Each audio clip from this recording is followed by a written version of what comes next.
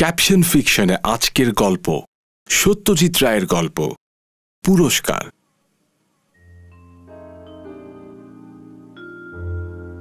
বয়স 24, লম্বা, রোগাটে, হাত পা রোগা, মুখখানা শীর্ণ, পকেটের দশা আরো কাহিল।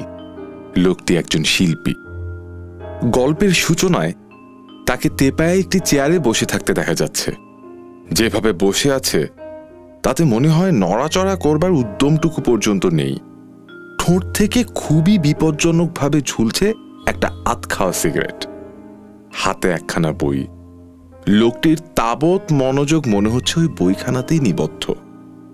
এই যে দৃশ্য, এর মধ্যে অস্বাভাবিক কিছু কারো চোখে পড়বে না। একটু নজর করে দেখলে অবশ্য ভিন্ন কথা। তখন যা দেখা যাবে তার কোনো ব্যাখ্যা নেই। বইখানা উল্টো করে ধরা। এইভাবে কি বই পড়া যায় নাকি? কি ব্যাখ্যা এর? ব্যাখ্যার কিছুই নয়। লোকটি আদৌ পড়ছে না, এমনকি বইয়ের দিকে চোখই নেই তার। আসলে যাকে মাঝামাঝি দূরত্ব বলা যায় সেই রকমের একটা ব্যবধান থেকে লোকটি ওই বইয়ের দিকে তাকিয়ে আছে মাত্র। চোখের দৃষ্টি শূন্য। তার মানে লোকটি কিছু ভাবছে। সত্যি তাই। ওর মাথায় রয়েছে একটি প্রদর্শনীর চিন্তা।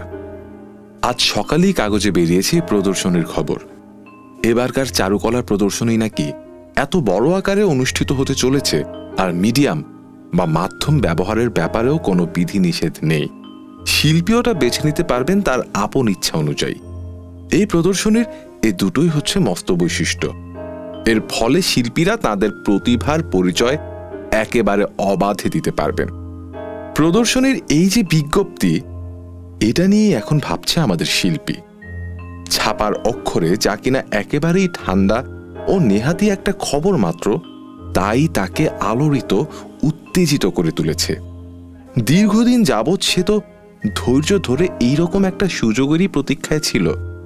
তুলির ব্যবহারে তার দক্ষতা যে কতখানি সে চাইছিল যে লোকে সেটা জানুক, তাকে কিছুটা স্বীকৃতি দিক। সেই স্বীকৃতি পাওয়ার এই হচ্ছে একমাত্র সুযোগ। নিজের প্রতিভা সম্পর্কে কোনো অলীক ধারণা তার একেবারেই নেই। প্রদর্শনীতে বেশ মোটা অঙ্কের যেসব নগদ পুরস্কার দেওয়া হবে, সেসবের কোনোটাই যে সে পাবে এমন কথা সে কল্পনাও করে না। তার কাজের জন্য উদ্যোক্তাদের একটা প্রশংসাপত্র পেলেই সে খুশি হয়ে যায়। তাও যে পাবে এমন ভরসা তার নেই। কিন্তু তবু সে চাইছে যে প্রদর্শনীতে তার ছবি টাঙানো হোক, লোকে তার কাজ দেখুক। তাছাড়া ভিতরে ভিতরে একটা আশা যে নেই তাও হয়তো নয়, বলা তো যায় না। শিল্প প্রদর্শনী নিয়ে কাগজে কাগজে যেসব লেখা বেরোয়, তাতে তার কাজের একটা উল্লেখ হয়তো থাকতেও পারে।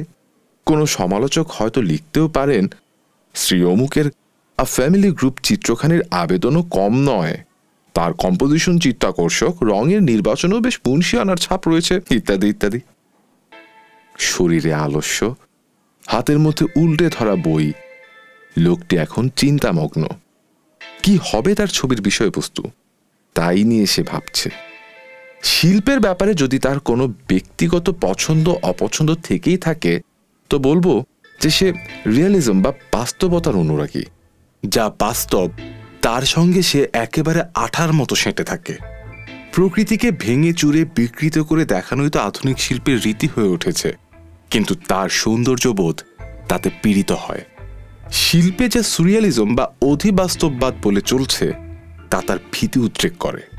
তাছাড়া রেখা ও আকৃতি নিয়ে ওই যেসব পাগলামের খেলা, যার নাম দেওয়া হয়েছে অ্যাবস্ট্রাকশন বা বিমূর্ত শিল্প, ওটা তার মনে আদৌ কোনো সাড়া জাগায় না।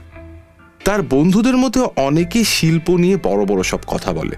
তাদের কেউ বা শখের সমালোচক, কেউ বা নিজেই চিত্রশিল্পী। তারা তার সংকীর্ণ মনোভাবের নিন্দা করে বলে, তোমার কথা শুনলে হাসি পায়। ওইসব বস্তা পচা পুরনো ধারণা নাকি আর চলবে? হ্যাঁ, আধুনিক শিল্পীদের কাজগুলো সব ভালো করে দেখো, তার তাৎপর্য বুঝবার চেষ্টা করো। এটা তোমাকে করতেই হবে, না করে উপায় নেই। এই যে সব জিনিয়াস, এদের তুমি উপেক্ষা করবে কি করে? বলেই তারা এক গাদা নাম আউড়ে যায়, খটোমটো সব নাম। শুনে তার কান ঝাঁঝা করতে থাকে, কিন্তু মতের কোনো বদল ঘটে না। আধুনিক শিল্পকলার উপরে যেসব বই রয়েছে তা যে সে কখনো পড়ে দেখবার চেষ্টা করেনি তা নয়, চেষ্টা করেছে একাধিকবার। কিন্তু সেই বইগুলোর মধ্যে যেসব ছবি রয়েছে তা এতই কিম্ভূত ঠেকেছে তার কাছে যে পড়া আর এগোয়নি। এইরকম একটা ছবির কথা মনে পড়ছে তার।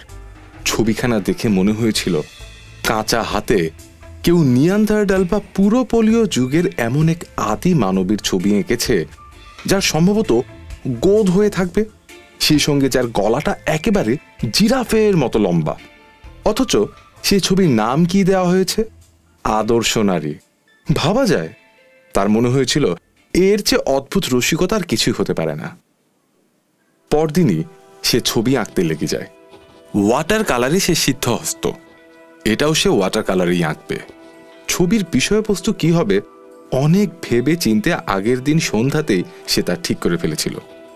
শেক্সপিয়ারের নাটকের যেসব দৃশ্য তার প্রিয়, এটা হবে তারই একটি চিত্ররূপ। ঘুমন্ত অবস্থায় লেডি ম্যাকবেথ হাঁটছেন, এই হবে তার ছবি। ছবির নাম দেবে দ্য সমনাম্বুলিস্ট, অর্থাৎ স্বপনচারিণী। ছবি আঁকার ব্যাপারে এখনকার মতো উৎসাহ সে এর আগে কখনো পায়নি। আলাদা একটা কাগজের উপর তুলি দিয়ে হরেক রং মেলাতে মেলাতে সে দেখে নিচ্ছে যে ঠিক কোন কোন রঙের মিশ্রণ তার ছবির পক্ষে জুৎসই হবে। রঙের ব্যাপারটা ঠিক হয়ে যাবার পরে সে আসল কাজে হাত দিল। এটা যে তার একটা সেরা ছবি হবে তাতে তার কোনো সন্দেহ নেই। ছবিটা শেষ করতে মোট 10 দিন সময় লাগলো। নোংরা মলিন ছোট্ট যে ঘরখানিকে সে তার স্টুডিও হিসেবে ব্যবহার করে, এর মধ্যে সেই ঘর ছেড়ে তাকে বড় একটা বেরোতে দেখা যায়নি। এই প্রথম সে তার মন প্রাণ একেবারে ঢেলে দিয়েছে একটা ছবির মধ্যে। যে ধৈর্য আর উদ্যম নিয়ে সে এঁকেছে এই ছবি, তার মতো ঢিলে ঢালা আর অগোছালো প্রকৃতির মানুষের পক্ষে সেটাকে একটু অস্বাভাবিকই বলতে হবে।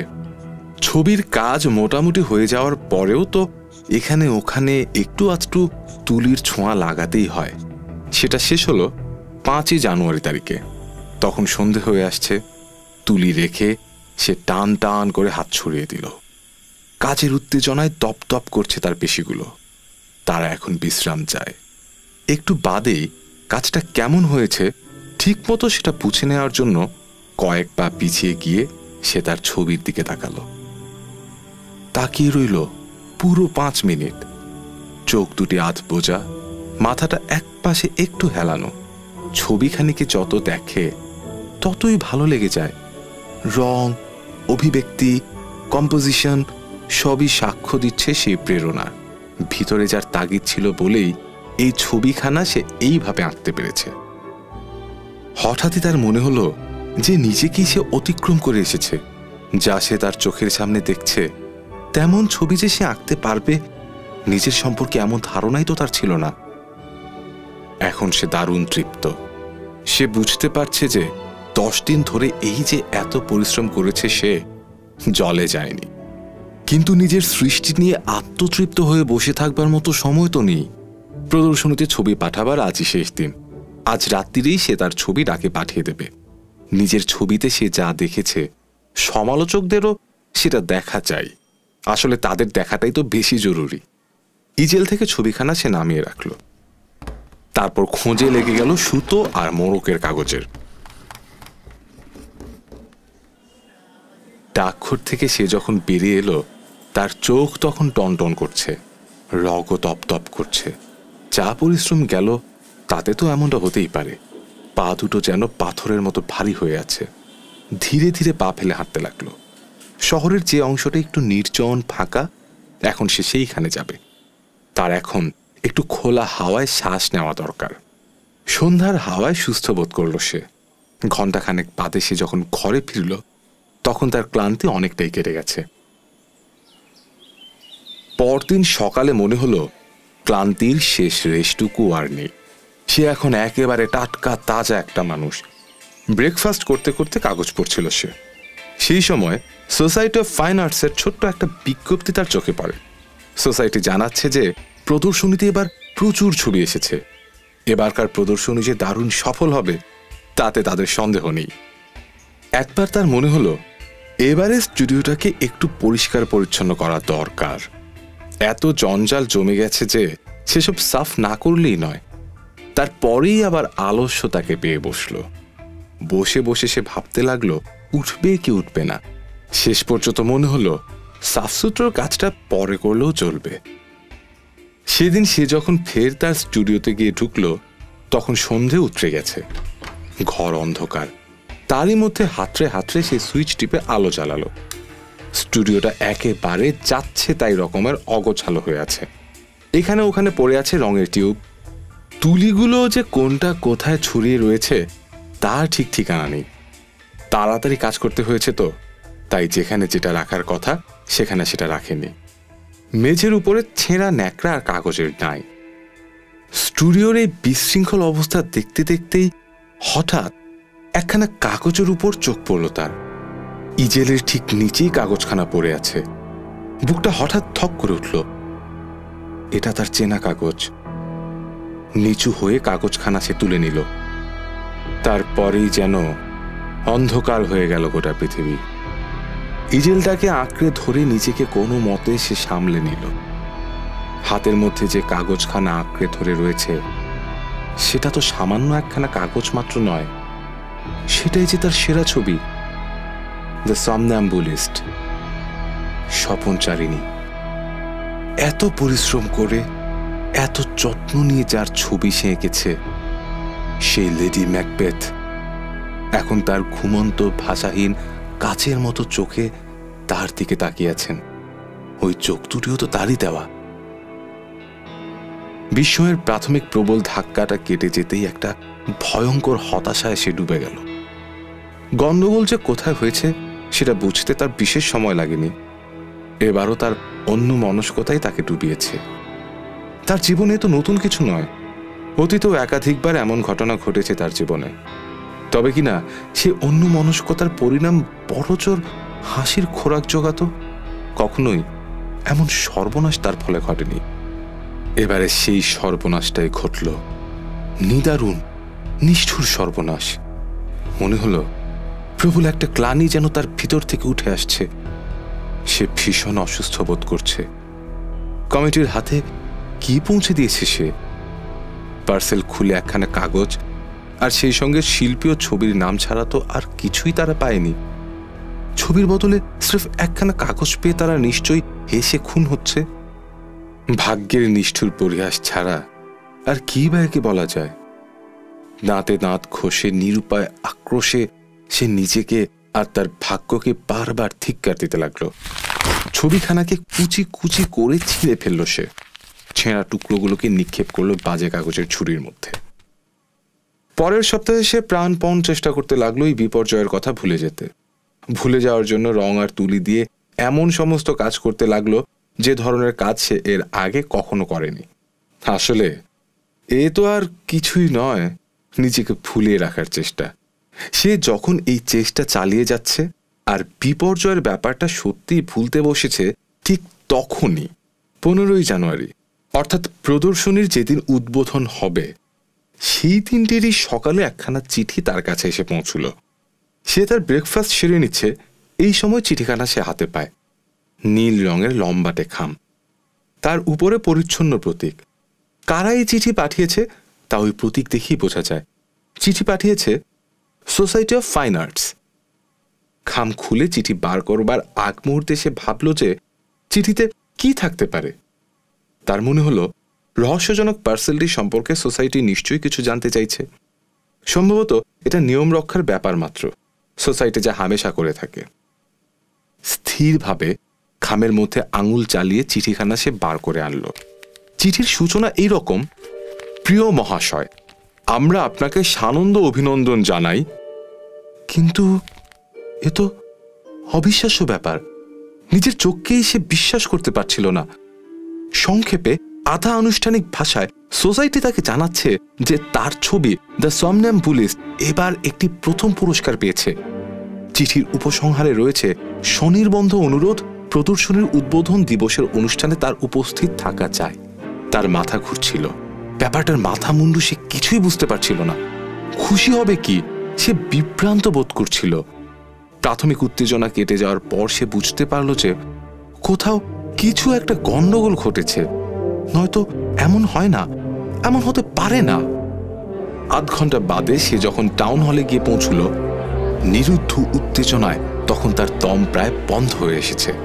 টাউন হলের সমস্ত ফটক সর্বসাধারণের জন্য খুলে দেওয়া হয়েছে। প্রদর্শনী দেখবার জন্য লোক আসছে লাইন বেঁধে। অকারণে দরজা আটকে দাঁড়িয়ে আছে দুই বিপুলকায় শিল্পবোদ্ধা। তাদের ঠেলে ঠুলে কোনো রকমে সে ভেতরে গিয়ে ঢুকল। প্রদর্শনী দোতলায়, সিঁড়িতে চমৎকার গালচে পাতা, তার উপর দিয়ে এক একবারে 3 ধাপ করে সিঁড়ি টপকে সে দোতলায় গিয়ে পৌঁছল। যে হলে প্রদর্শনী, রঙের পাহাড়ে সেটা ঝলমল করছে। চার দেয়াল জুড়ে নানা আকারের অসংখ্য ছবি। তার মধ্যে যেমন আছে ছোট্ট ছোট্ট সব মিনিয়েচার, তেমনি আছে বিশাল সব ক্যানভাস। উত্তেজনায় তার বুকের মধ্যে ধকধক করছে। ঘুরে ঘুরে সে ছবি দেখতে লাগলো।